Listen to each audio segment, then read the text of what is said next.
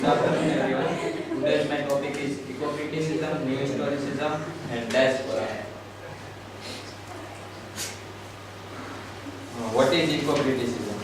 Eco-criticism is a study of the relationship between literature and the physical environment.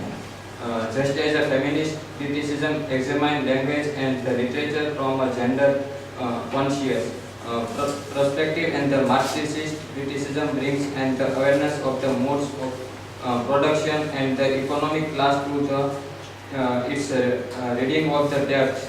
Eco-criticism takes and the earth-centered approach to literary study. William Ruckert may have been the first person to use the term. In the 1978, he published an essay, Literature and the Ecology, and experiment is an eco-criticism. Green study, eco-poetics, and the environmental literature criticism are forms. Two seminal works, the eco-criticism reader and the environmental imagination. Eco-critic asked a question like, how is nature represented in this sonnet? Second, what role does the physical setting play in the plot of this novel? Third, how can we characterize nature writing as a genre? New historicism, developed in the 1918, Stephen Greenberg.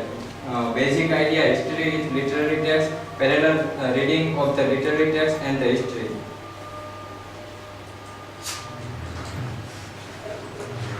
New historicism is a literary theory based on the idea that literature should be studied and interpreted within the context of the both history of the author and the history of the critic, based on the literary criticism of the Stephen Greenberg and the influenced by the philosophy of the Michael Foucault. New historicism acknowledged not only that the work of the literature is influenced by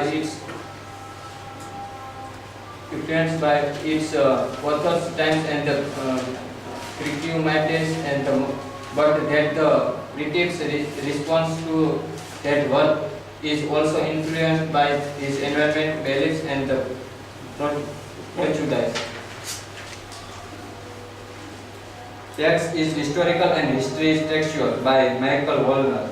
New historicism is the combined interest in the textuality of the history, the historicity of the text by Louis Montrez. New historicism involves and the interpret willingness to read all of the textual traits of the past with the attention traditionally confirmed only the literary text by Stephen Greenberg. Diaspora, birth of the diaspora literature. How the 1993 edition of the shorter Oxford definition of the diaspora can be found while still insisting on the capitalization of the first letter, diaspora. Now also refer to the anybody of the people living outside their traditional homeland. Often diaspora the body of the Jews or Jewish communities outside the landscape of modern Israel. The term diaspora coined from Greek word diasporian to the scatter about the diasporis.